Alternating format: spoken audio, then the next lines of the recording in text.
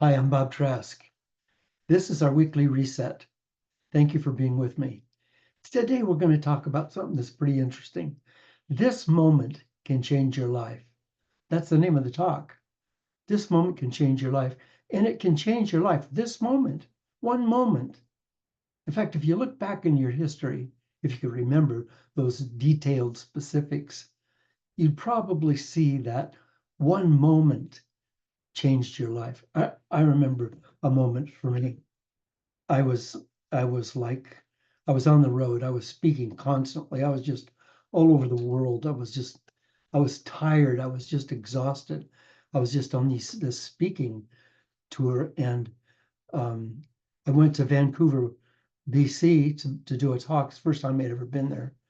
And I did a talk, and after the talk, I was bunch of people who were around. I was signing some autographs and doing some stuff. And this guy came up, this kind of little pudgy guy came up and said, next time you come to Vancouver, would you come down to Bellingham and do a morning talk? And I said, sure, absolutely. So I didn't go back to Vancouver for a year. It was a year later. I was back in Vancouver. Same thing, did a talk. I'm going, oh, tomorrow morning I get fly home. I lived in San Diego. I had a beautiful little estate in the mountains outside of San Diego. Get to fly home and just rest. And so well, I gave this talk, and there was a little crowd around me. After they dispersed, this same guy came up to me. I didn't recognize him. He said, "Do you remember me?" I said, "No." He said, "Last year when you were here, you promised that you would come down to Bellingham and give a talk." And I said, "I did?" He said, "Yes." And I think, "Yeah, I did. I did. I wanted to go home." But he said, "So I've got it set up at 7 o'clock tomorrow morning in Bellingham." And the people are all there and they're excited. And I'm going, oh my God. Ooh. Okay. So I got like 4 hours of sleep because I had to get up real early, get my stuff all packed and get it in the car and get down to Bellingham. And so when I walked into the room where this thing was going to happen, I was just, I was exhausted. I was just tired. I walked into the room and and I looked around and I saw a woman, and I could not believe what I was seeing. The person I was seeing, and I was not a kid. I was like 38, 40 years old, something like it. I just looked at this woman and I thought, there she is. God, there she is. All my life, I didn't realize that she actually existed, but there she is. I knew her. I knew her like we had been together forever. I knew her. She was so beautiful. I mean, along with the fact that I really connected with her was the fact that she was like drop dead gorgeous. I'm real bashful around women. I can't like come on to girls. I never could. So, but anyway, I took a chair and I said, "Man, this is it." And I walked over. She was talking to someone else, and I said, "Could I just scoot in here?" And they both looked at me like, "Are you nuts?" But they couldn't really, I mean, in all courtesy, they couldn't say no. So they slid their chairs apart and I just scooted in. And I said to the waitress, "Would you bring me a setup here?" And so, and everybody was looking at me like, who is this guy? What's he doing? So I talked to the other lady for a minute. Then I turned back to this lady and I talked to her for a few minutes. And I just was like coming home. It was like coming home. It was so beautiful. And and we talked a little bit, and I want to tell you that she didn't know who I was. And so I said, "Why are you here?" And she said, "Well, I'm got to hear this guy talk this morning because, everybody's been bugging me to go hear this guy, and I don't want to do it, but I said, if I go this morning, will you just get off my back?" And they said yes. So there she was. And I said, "God, you and I are in the same boat. I didn't want to be here either." "You didn't?" I said, "No, I didn't want to be. I had to be here. I made an agreement that I would be here, so here I am, just like you. We both made agreements, so here we are. But I didn't want to be here." She said, "Really?" She said, "Have you ever heard this guy talk?" I said, "I have several times, and I can tell you I can do better." "Yeah, I bet you can," she said. She said, "He's probably some bozo that thinks he's got all his life together and he's going to teach everybody else. I said, right, and I don't need anybody telling me how to live my life. She said, nor do I. And we went on, and finally this guy rapped against the glass and he said, gave this long talk about Bob, movies and singing and comedy and uh, sea captain and wilderness guide, and just went on and on. And then he said, please help me welcome Bob Trask. And everybody clapped. And I started to stand up and she was laughing at me because she thought I was kidding. And I just stood up and said, I am Bob Trask. Anyway, I'm spending my life with that lady. That moment changed my life. That moment changed my life. I'd given up. I'd really given up looking for her. But there she was.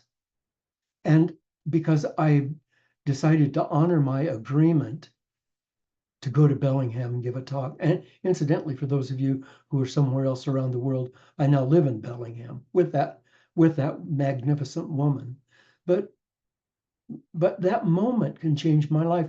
And I think there's probably moments that have changed your life. Life's unpredictable, isn't it? And even a little tiny alteration in my direction can change my life. It can happen in an instant. Mary Doria Russell said so accurately that an instant can change everything. And I agree with her. Now, whether that change is good and healthy and it's what you want, or whether it's a terrible change, will depend. It will depend. I think you think I'm about to say it'll depend on your attitude or your belief system. No, it'll depend on how dependent you are and how committed you are to living your life at its fullest. If you're committed to living your life at its fullest, then that means all your windows are open. All the windows in your mind are open and the doors are open, and you're saying, come on in. Something new, something different, something marvelous. Come on in. I'm welcoming you. But most of us don't. Most of us say, I got it together. I know what I'm doing. Do we? Do we really know? We don't know what the future is, but the future that will come to me will depend on me. It doesn't depend on what's going on in the world around me. It depends on me. Am I ready for a beautiful surprise? Am I ready for it? Am I open to it? It's going to change my life. Am I willing to change? Oh boy, you and I both know change is scary. And some people are not living real happy lives, but they are living secure lives. They're secure in their unhappiness. You know that's true. You know people like that, don't you? You know people like that whose lives are not great, but they won't change them. And they might come to you and say, "Oh, this is so awful, and my wife is terrible, or my husband is terrible, or my boss at work, or blah blah." And you say, "Why don't you just change? Why don't you do something different?" No, they're not going to do anything different. They're secure in their insecurity.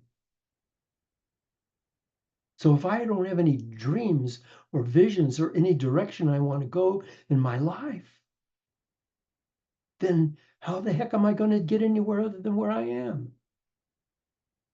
And if I want my life to change, then I have to be willing to change. My control pattern that keeps everything in my life locked securely in the most predictable way is not going to allow that moment, beautiful moment, that beautiful moment that'll come along. I remember a guy talking about that he was sitting at a table in a restaurant and he was out of work. And he'd been out of work for a while. And he was in a table in a restaurant and he heard two guys talking, business guys talking at a table near him. And one of them was saying, yeah, we got to find a guy to do the da da da da. And I wished I could remember what it was, but let's say computer analysis or dealing with people or something. I don't remember. But as he listened to these guys talking, he said, I'm that guy. And like I was with Mary, where I said, I know this is not my nature to go barging in. It's just not who I am. But he just said, he just got up and went over and he said, excuse me, I just heard you talking about this need in your company for someone that can do this. I can do that. I can do that. And they hired him. And he's got this lifelong job, and it's the job he's been looking for his whole life. Like he doesn't dread going to work. This is it's his adventure. It's his challenge. It's what he wants to do. So here's a good simile. Yeah. So yeah, I spent a lot of years at sea. So let me talk about the sea for a minute. So if you leave on your boat somewhere on the Pacific coast, California, Oregon, Washington, somewhere, you're going to sail to Hawaii. You're going to land in Oahu. And so you get your chart out and you do all of your calculations and navigations. And let's say that you decide that your course is going to be 255 degrees. So you're going to shoot 255 degrees to go to Oahu. That's cool. That's cool. Now, of course, you're going to get off the course because there's going to be currents and stuff, but there'll always be corrections that'll bring you back on course because you'll always know that ultimately your degree is going to be 250 degrees. Now, let's just say that you set that all up on the coast somewhere on the Pacific coast, and as you set that up, you make a little error, down a tiny, tiny little error. You either set the course for 251 degrees or 249 degrees. Or wait a minute, we said 255. So you either set the course for 254 degrees or 256 degrees. Not a big deal. 1 degree off, just 1 degree. It's not a big deal, except that course that you just set is either going to take you somewhere in Indonesia or somewhere in Australia. You're going to miss Hawaii. And we do that all the time. We have to be dedicated to what we want. We have to be dedicated and committed to what we want. We have to be willing to put all of our juice into that, right? Because if you and I are not focused on a direction, then we're going in every direction. Then this boat says, I'm going to Hawaii, and he doesn't set a course. He's just going to go out and wander around the ocean for the rest of his life. And when I say the rest of his life, now, if you miss Oahu, which probably should take you about, and if you're sailing, probably, or even if you're motoring, probably should take you 2 to 3 weeks to hit Oahu from the Pacific coast. You miss Oahu, Australia or Indonesia, this can probably be 6 or 7 weeks. I sure hope you have a lot of food and water on board. Because if you don't, you're going to get awful hungry and awful thirsty. So let's be awake to those life-changing moments. Let's just be awake. I don't want you and I don't want me to be ending up somewhere other than where we want to be. How disappointing and how devastating my life was when I was off course. How depressing, how frustrating.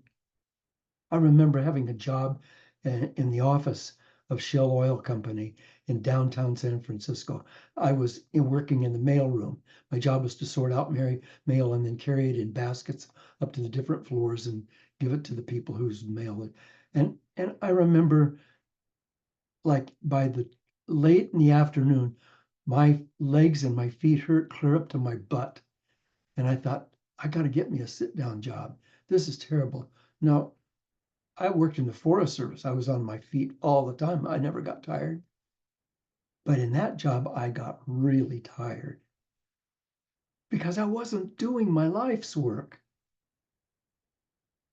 My life's work. Your life's work.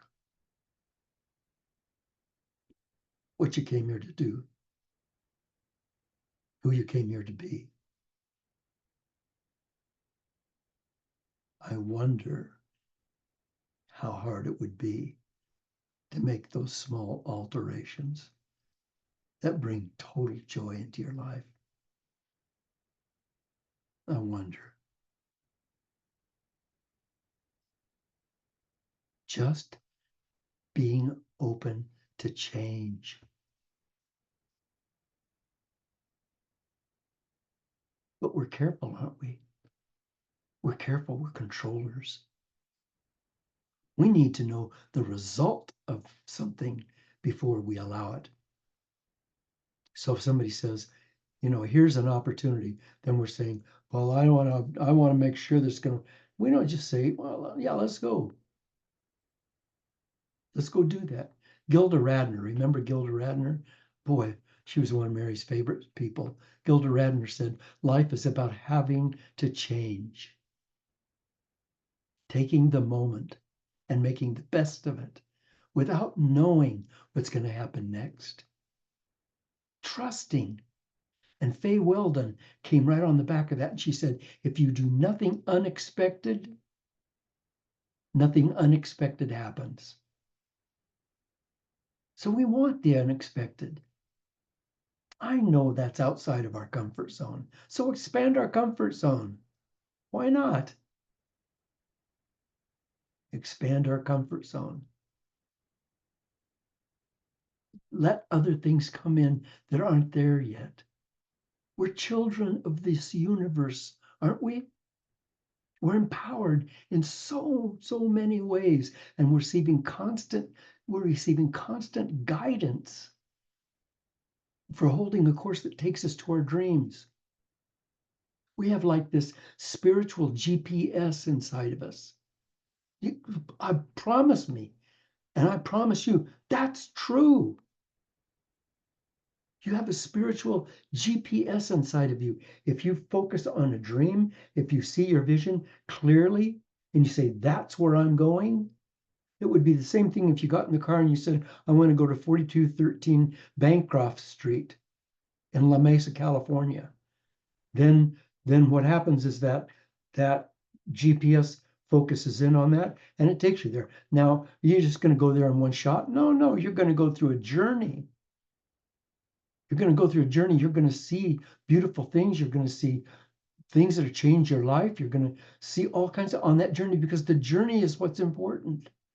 But that GPS, spiritual GPS, will take you on a course where every single thing that happens along that course is for you, is for your awakening and unfolding, for your spiritual maturing on this planet. But if we don't have a vision, if we don't have a direction, if we can't say where we want to go on Bancroft Street in La Mesa, California, then we're just drifting around.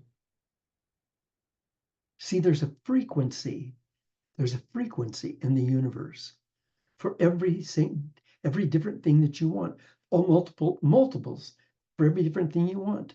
So you're dialing in the radio on that frequency.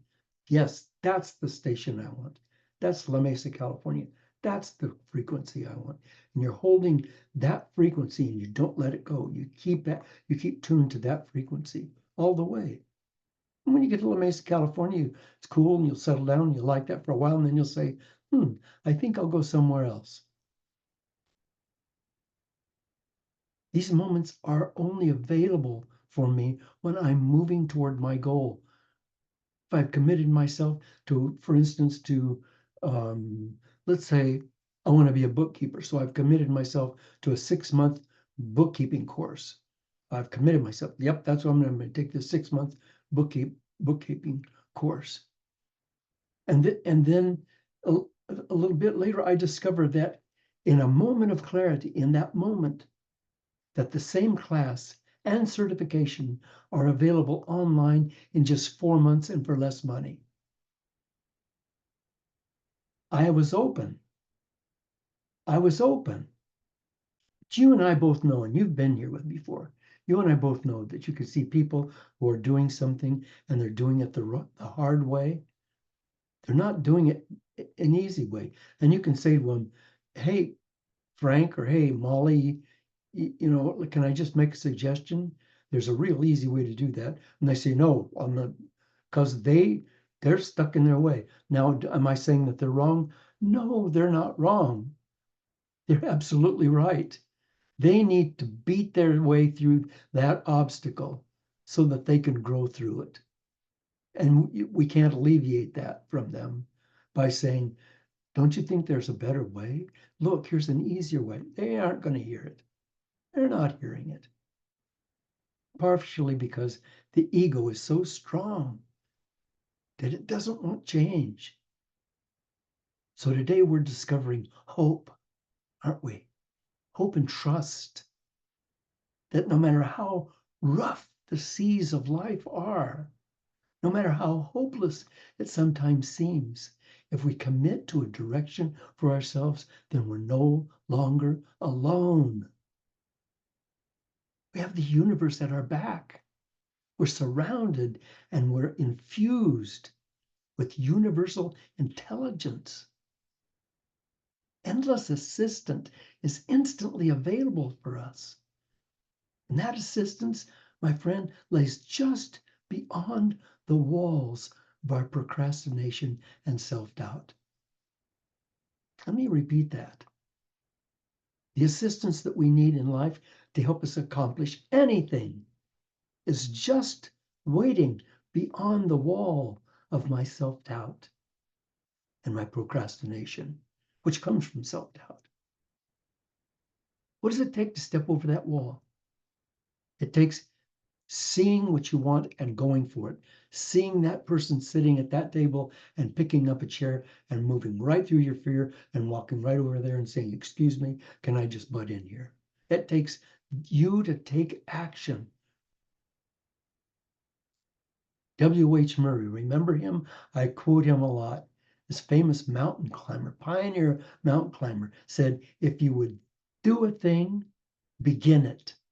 Action has power and magic in it. So I know me, and I know that in this way, you and I are a lot alike. We can't just say, well, I've always wanted to do XYZ, but of course, that's not available to me. The truth, I'm not available for it. It is available for me. I'm not available for it. Become available, become open. Know that in this moment of now is the only moment in history for you. This moment, the reality of you as a blessed and gifted person, it's not something new. It's been here all along, just waiting for you to notice it. The true self, the greater self of who you are. And when we're on our course and we're feeling fulfilled by life, we're noticing that that presence that's surrounding and enabling us is unfolding us into our true selves. Every day is a new adventure. It's not just another day, a blueprint of yesterday stamped on today and stamped on tomorrow. No, no, no, no. We ain't going there. Every day's a new day, fresh new day. And that guidance, your personal GPS, when we're clear about our destination, it'll take us there. That message is coming to us through the wisdom of the universe, through the wisdom of our 5,000 generations of grandmothers and grandfathers, from the universe and from the 5,000 generations of your grandmothers and grandfathers that have passed the torch down to you and said, carry it to the next place. Then those, those, those beings and the universe are providing those magical moments that change our lives.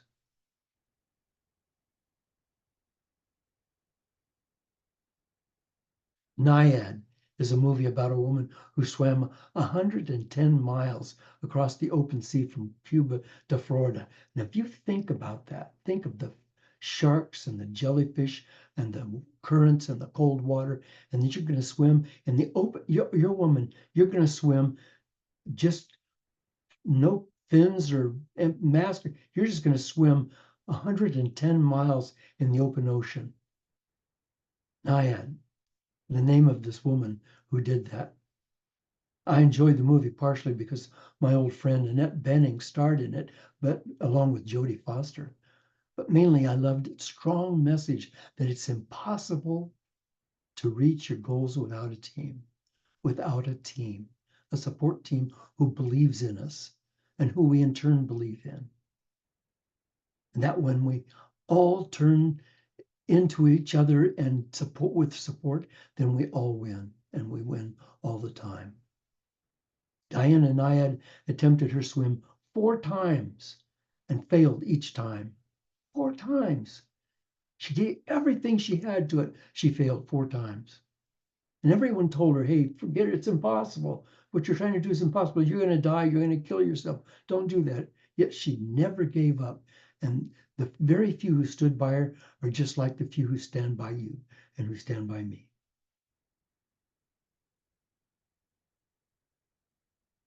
And they'll stand by you as long as they know you know what you're doing and you're not giving up. None of us want to support somebody who's waffling.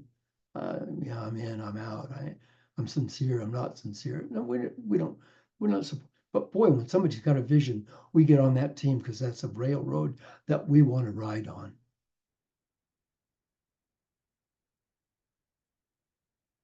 All those people around you will come together for your shared vision and purpose because they know that they can fully commit as a team and feel the harmony of one another in that commitment.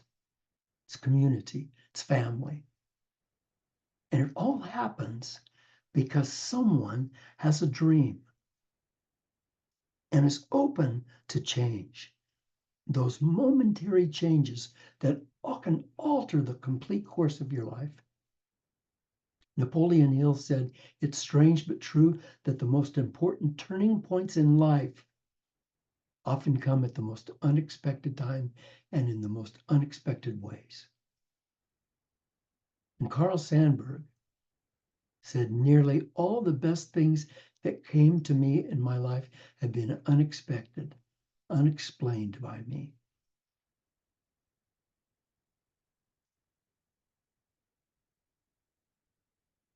You know, I mentioned earlier that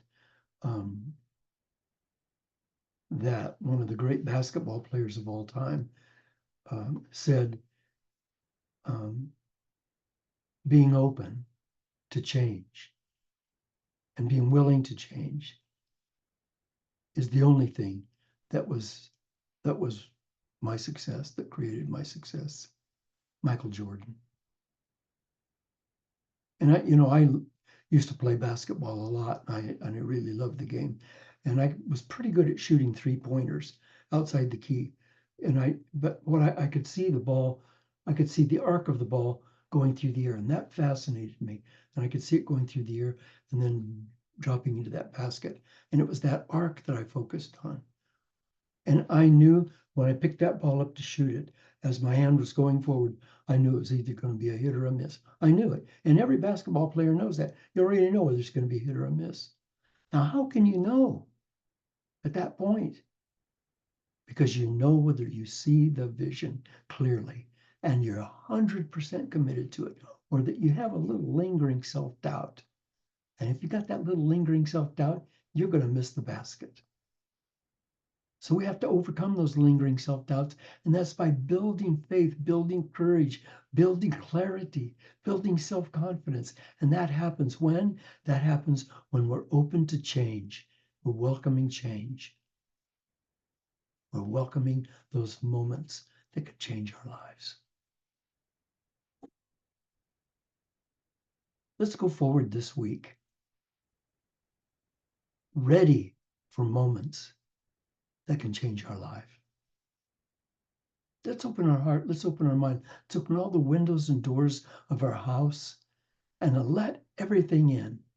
all the stray cats and raccoons and birds and bats, and let's let everything in, because somewhere in that mix is going to be the solution to all your needs. Trust, trust, trust. Thanks for being with me. Thanks. This has been fun. Um, I'd like, if you will, I'd like for you to go to my website, bobtrask.com. Real easy. Just go to bobtrask.com and leave a donation that'll help Mary and me with our work in the world. And just know that I am so happy that you were here. And I look forward to seeing you next week. Love you.